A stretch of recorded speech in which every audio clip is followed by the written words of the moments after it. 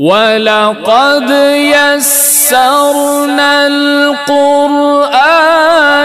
لِلذِّكْرِ فَهَلْ مِن مُدَّكِرٍ۔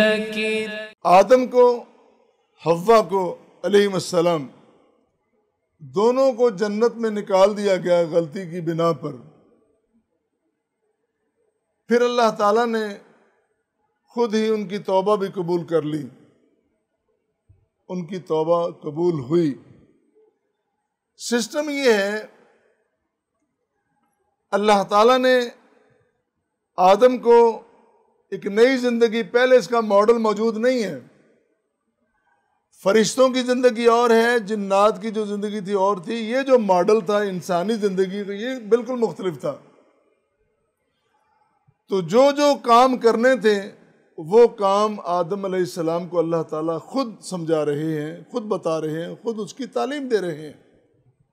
اسی لیے فَتَلَقَّىٰ آدَمُ مِن رَبِّهِ كَلِمَاتٍ، غلطی ہو گئی، غلطی کے بعد آدم علیہ السلام نے اپنے رب سے کلمات سیکھ لی۔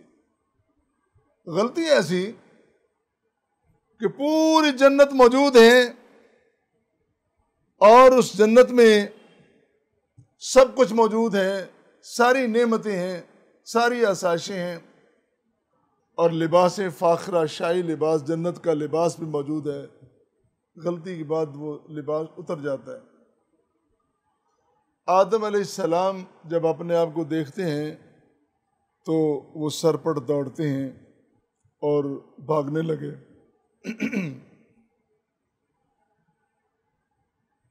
اللہ تعالیٰ نے آواز دی، آدم کہاں بھاگے جا رہے ہو؟ کہاں بھاگ کے جاؤ گے؟ آدم نے کہا کہ میں شرمندگی سے بھاگ رہا ہوں، ندامت سے بھاگ رہا ہوں کہ میں نے کرنا تھا، کر کیا لیا۔ اب پھر اللہ تعالیٰ نے آدم کو القاء کیا اور چند کلمات سکھا دی کہ اس طرح تو نے میری طرف رجوع کرنا ہے، اس طرح توبہ کرنی ہے۔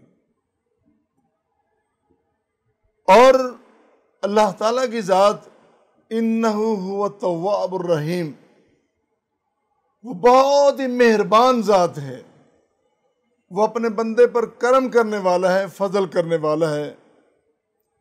اور دوسرے مقام پہ فرمایا کہ ان اللہ یحب التوابین و یحب المتطہرین، اللہ تعالیٰ توبہ کرنے والوں کو، اللہ تعالیٰ پاکیزگی اور طہارت اختیار کرنے والوں کو بڑا ہی پسند کرتا ہے۔ اور پھر ابن ماجہ کی ایک روایت ہے، کل بنی آدم خطاؤن و خیر الخطائین التوابین، آدم علیہ السلام کی جتنی اولاد ہے ساری خطا کار ہے، اور ان خطا کاروں میں بہترین لوگ وہ ہیں جو اللہ کی طرف رجوع کرتے ہیں، جو اللہ کی طرف رجوع کر کے توبہ کرتے ہیں، اپنے گناہوں کی، خطاؤں کی معافی مانگتے ہیں، وہ اللہ کو بڑے پیارے لگتے ہیں۔ اور پھر صحیح بخاری کی ایک روایت یہ بھی ہے کہ خطا کار انسان جب اللہ کی طرف رجوع کرتا ہے اور وَإِن تَقَرَّبَ إِلَيَّ بِشِبْرٍ، اللہ فرماتے ہیں کہ میری طرف رجوع کرتے ہوئے، پلٹتے ہوئے جب وہ ایک بالشت میری طرف آتا ہے، تقربت الیہ ذراعًا، یہ بالشت ہوتی ہے اور یہ اس کو ذراع بولتے ہیں۔ اللہ فرماتے ہیں کہ وہ ایک بالشت آتا ہے اور میں پورا ہاتھ اس کی طرف آتا ہوں۔ وَإِن تَقَرَّبَ إِلَيَّ ذِرَاعًا تَقَرَّبْتُ إِلَيْهِ بَاعًا، کہ وہ میری طرف ایک ہاتھ آتا ہے تو میں دو ہاتھ اس کی طرف آتا ہوں۔ اللہ کی رحمت کی وسعت دیکھیں، اس کا کرم دیکھیں، اس کا فضل دیکھیں، اس کا لطف و عنایت دیکھیں کہ بندہ ایک بالشت آئے تو اللہ کی رحمت ایک ہاتھ آئے، بندہ ایک ہاتھ آئے تو اللہ کی رحمت دو ہاتھ آئے۔ اور پھر فرمایا وَإِنْ أَتَانِي يَمْشِي أَتَيْتُهُ هَرْوَلَةً، اور اگر میرا بندہ میری طرف چل کے پیدل چل کے آتا ہے تو میں دوڑ کے آتا ہوں، یعنی میری رحمت دوڑ کے آتی ہے اور اپنے بندے کو اپنی لپیٹ میں لے لیتی ہے۔ تو کتنی مہربان اس کی ذات ہے۔ اللہ نے پہلے اپنی مہربانیاں کی، پہلے اللہ تعالیٰ نے اپنی عنایات کی، اس کی عطائیں، اس کی مہربانیاں، اس کی نعمتیں، اس کی آسائشیں، ان کو استعمال کرنے کے بعد بندہ بغاوت، سرکشی، خطا کرتا ہے۔ پھر اگر بندے کو خیال آ گیا کہ یہ کام میرے منصب کے خلاف ہے، میرا منصب یہ تھا کہ میں نے اللہ کی بندگی کرنا تھی، اللہ نے مجھے اپنی بندگی کے لیے پیدا کیا ہے، تو میں یہ کیا کام کر رہا ہوں کہ بغاوت اور نافرمانی کر رہا ہوں۔ پھر بندہ اس احساس کے ساتھ، شرمندگی اور ندامت کے ساتھ واپس آتا ہے، تو پھر اللہ تعالیٰ کی ان نعمتوں کا، ان آسائشوں کا پھر مستحق بن جاتا ہے۔ اللہ تعالیٰ پھر اس پہ سب کچھ اپنا نچھاور کر دیتا ہے۔ اسی طرح آدم علیہ السلام، انہوں نے غلطی کی،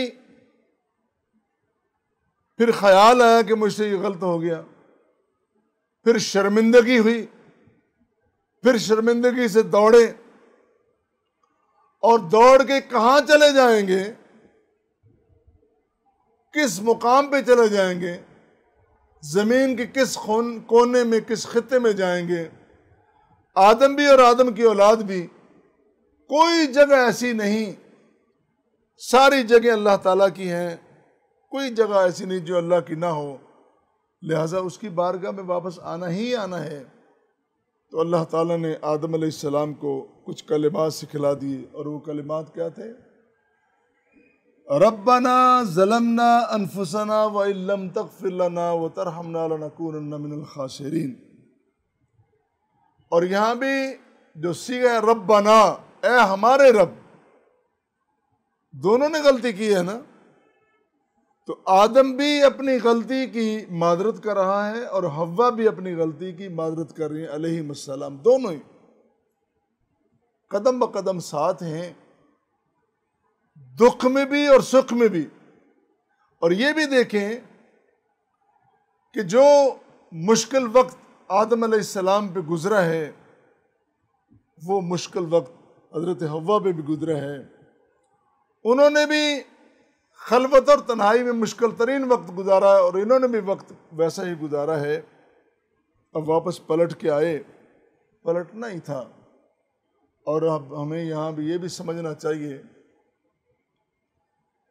کہ جو شیطان ہمارے باپ کا دوست نہیں تھا، جس نے ہمارے باپ کے ساتھ، آدم کے ساتھ مخالفت کی ہے، وہ ہمارا سجن اور دوست کس طرح ہو سکتا ہے؟ یہ ہمارا ازلی دشمن ہے۔ اس کے خلاف ہمیں پوری تیاری کرنی چاہیے اور پوری توجہ کے ساتھ اللہ تعالیٰ کی طرف رجوع کرنا چاہیے۔ اللہ اس کی توفیق عطا فرمائے۔